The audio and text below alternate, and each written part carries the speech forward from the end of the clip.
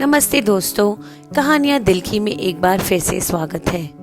आज की कहानी का नाम है निशब्द चिंगारी।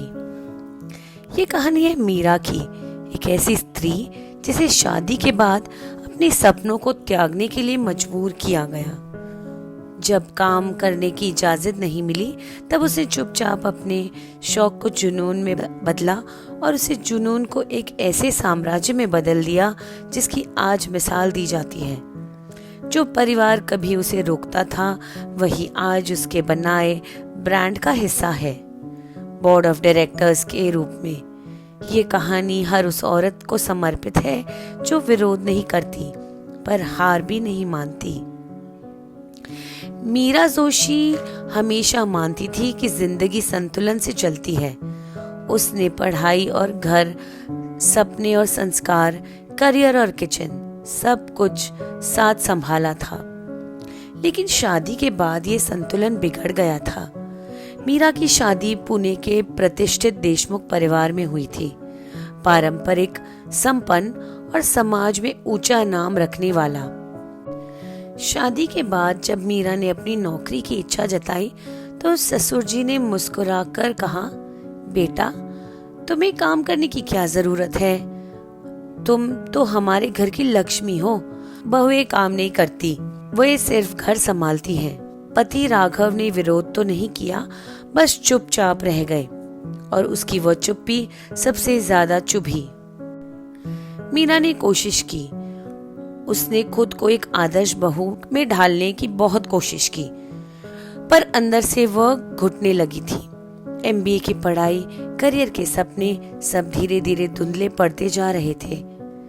जब आया दिवाली का त्योहार, मीरा ने उपहारों के लिए खुद के बनाए हुए साबुन तैयार किए, चंदन, गुलाब, हल्दी, नीम और खुशबू वाले। पड़ोसन पूजा ने तारीफ करते हुए कहा, मीरा, ये तो किसी ब्रांड से कम नहीं है, इन्हें बेचना चाहिए। उस रात मीरा ने पहली बार दिल से मुस्कुराया और उसी मुस्कान के साथ एक डायरी खोली और लिखा, माती एसेंस, प्रकृति से जुड़ा सौंदर्य। धीरे धीरे ये शौक एक सीक्रेट मिशन बन गया। मीरा हर रात साबुन बनाती, दोपहर को पैक करती और व्हाट्सएप ग्रुप से ऑर्डर लेती। उसका पहला ऑर्डर 25,000 रुपए का था। उस दिन मीरा की आंखों में आंसू थे, खुशी के नहीं, स्वीकृति के। उसने 2 स्थानीय महिलाओं को भी काम पर रखा था। सब कुछ चुपचाप चलता रहा, तब तक कि एक दिन कुरियर आया, एक बड़ा चेक 5,48,000 का, मीरा के नाम। राघव ने देखा और भड़क गया। ये क्या है? तुम बिजनेस चला रही हो चुपकर? मीरा शांत रही। हाँ, वो मैं, उसने कहा, क्योंकि आपने मुझे कभी खुलकर जीने नहीं दिया। चुप्पी छा गई। लेकिन कुछ दिनों बाद राघव खुद से छोटे से वर्कशॉप में गया जहाँ महिलाएं काम कर रही थी। ऑर्डर पैक हो रहे थे, अकाउंट्स व्यवस्थित थे। उसे यकीन नहीं हुआ, ये सिर्फ एक साबुन नहीं बना रही। उसने अपने पिता से कहा, यह भविष्य बना रही है। समय बदला। माती एसेंस की चर्चा अखबारों में होने लगी। सोशल मीडिया पर ब्रांड वायरल हो गया। एक दिन दुबई की डील मिल गई।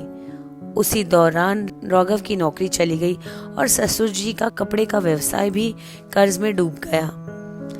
अब वही परिवार जो कभी मीरा के सपनों को विरोध करता, उसकी ही और उम्मीद से देख रहा था। पर मीरा ने माफ कर दिया। उसने राघव को लॉजिस्टिक्स का हेड बनाया, ससुर जी को फाइनेंशियल एडवाइजर बनाया और सासू माँ जो कभी कहती थी कि लड़कियां ये सब टाइम पास के लिए करती हैं, अब एचआर विभाग संभाल रही थी। आज माती एसेंस एक 100 करोड़ का ब्रांड है। भारत में 4 स्टोर और 300 महिला कर्मचारी और अंतर्राष्ट्रीय ऑर्डर्स के साथ ये ब्रांड हर महिला के लिए प्रेरणा है। एक पुरस्कार समारोह में मीरा ने कहा, मैं जीतना नहीं चाहती थी, बस कोशिश करने की आज़ादी चाहिए थी। जब सपने को दबा दिया जाता है वो मरते नहीं, वो इंतज़ार करते हैं, और जब मौका मिलता है तो वे पूरी दुनिया को रोशन कर देते हैं। हमें आशा है आपको आज की ये कहानी पसंद आई है। Please do like, share, subscribe. Thank you.